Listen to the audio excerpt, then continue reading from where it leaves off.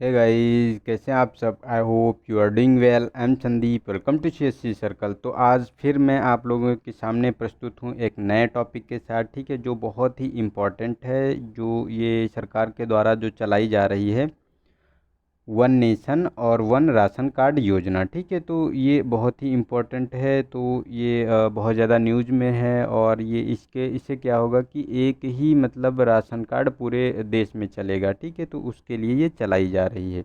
तो इसके बारे में देखेंगे ये न्यूज़ में क्यों आई है, क्योंकि चलाई तो इससे पहले इसको चलाया जा चुका है, लेकिन ये न्यूज़ में क्यों है, इसका महत्व क्या है, इसके लाभ क्या हैं, इसके पैरामीटर क्या क्या हैं, और इसकी पृष्ठभूमि क्या है। ठीक है, तो इसको हम टोटल देखेंगे इसको, तो आपको ये क्लियर हो जाएगा पूरा टॉपिक। ठीक है, तो देखो न्यूज़ में क्यों है, इसके बारे में अगर हम बात करें तो देखो न्यूज़ में क्यों है, क्योंकि हाल ही में उच्चतम न्यायालय ने पश्चिम बंगाल सरकार से one nation one ration card यानी one nation one ration card योजना तत्काल लागू करने को कहा है। ठीक है, और इससे योजना के लाभार्थी विशेषकर जो प्रवासी श्रमिकों को देश भर में कहीं भी रियायत खाद्य वस्तुओं को पाने का लाभ उठाने में सहायता मिलेगी। और पश्चिम बंगाल के अलावा असम, छत्तीसगढ़, दिल्ली राज्यों में अभी यह योजना शुरू नहीं की गई है। ठीक है, तो इसीलिए ये न्यूज़ में थी। और इसकी पृष्ठभूमि क्या है, तो ये शीर्ष जो अदालत है, ये शीर्ष अदालत प्रवासी श्रमिकों की समस्याओं और दुखों से संबंधित एक स्वतः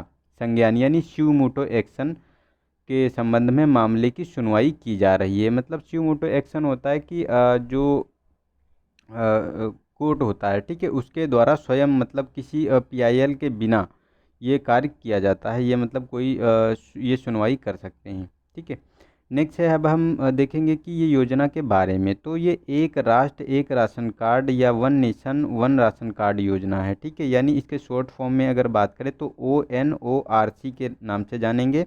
और सभी लाभार्थियों विशेषकर जो प्रवासी श्रमिकों के लिए सार्वजनिक वितरण प्रणाली जो होती है PDS, ठीक है, PDS का लाभ उठाने हेतु देश भर में अपनी पसंद की किसी भी सार्वजनिक वितरण प्रमा जो वितरण सार्वजनिक वितरण प्रणाली दुकान का उपयोग करना सुनिश्चित करता है। ठीक है, और अब इसके देखते हैं लाभ क्या क्या हैं। तो इस योजना के लाभ के बारे में अगर बात करें तो इस योजना को लागू होने पर कोई भी गरीब व्यक्ति एक स्थान से दूसरे स्थान पर प्रवास करने पर खाद्य सुरक्षा योजना के अंतर्गत सब्सिडी वाले खाद्यान्न प्राप्त करने से वंचित नहीं होगा। इसका उद्देश्य विभिन्न राज्यों से लाभ उठाने के लिए एक से अधिक राशन कार्ड रखने वाले व्यक्तियों पर रोक लगेगी। तो इसमें क्या होता है कि बहुत लोग एक जगह दो दो तीन तीन राशन कार्ड बनवा लेते हैं, तो उससे भी निजात मिलेगी। और एक जैसे श्रमिक होते हैं, तो एक जगह से जैसे यूपी का श्रमिक है और वो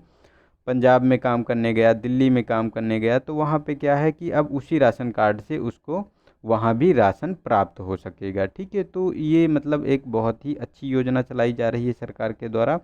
अब देखते हैं इसका महत्व क्या है, इसकी क्या इम्पोर्टेंस है। तो यह योजना लाभार्थियों को स्वतंत्रता प्रदान करती है, क्योंकि इसके तहत वे किसी भी एक सार्वजनिक वितरण प्रणाली यानी PDS दुकान से बंधे नहीं होंगे, तथा दुकान मालिकों पर इनकी निर्भरता भी कम होगी। इस योजना के लागू होने पर PDS संबंधित जो भ्रष्टाचार के मामलों पर भी अंकुश लगेगा, क्योंकि इस जो योजना चलाई जा रही है ये ऑनलाइन फॉर्म में हो जाएगी पूरी योजना। ठीक है, तो ये उससे भ्रष्टाचार भी कम होगा। साथ ही अब देखते हैं कि इसके मापदंड कौन कौन से हैं। तो one nation one ration card का मानक, तो इसमें राष्ट्रीय पोर्टेबिलिटी को ध्यान में रखते हुए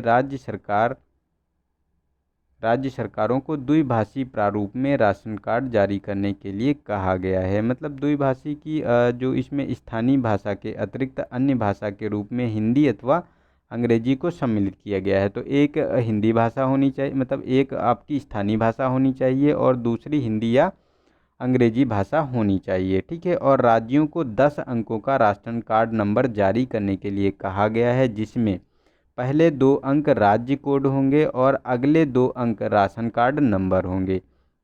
इसके अतिरिक्त राशन कार्ड में परिवार के प्रत्येक सदस्य के लिए यूनिक मेंबर ID बनाने के लिए राशन कार्ड नंबर के साथ 2 अंक जोड़ेंगे।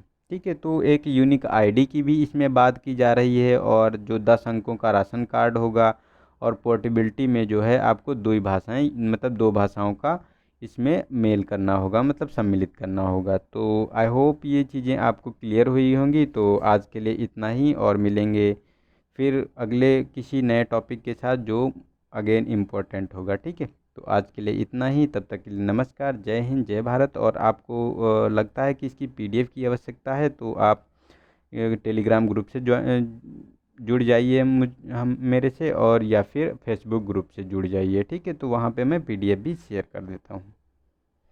तो वहाँ पे आपको पीडीएफ भी मिल जाएगी और आप लोगों को चीज़ें क्लियर भी हो जाएंगी। तो मिलते हैं अगले टॉपिक के साथ, तब तक के लिए नमस्कार, जय हिंद, बाय बाय।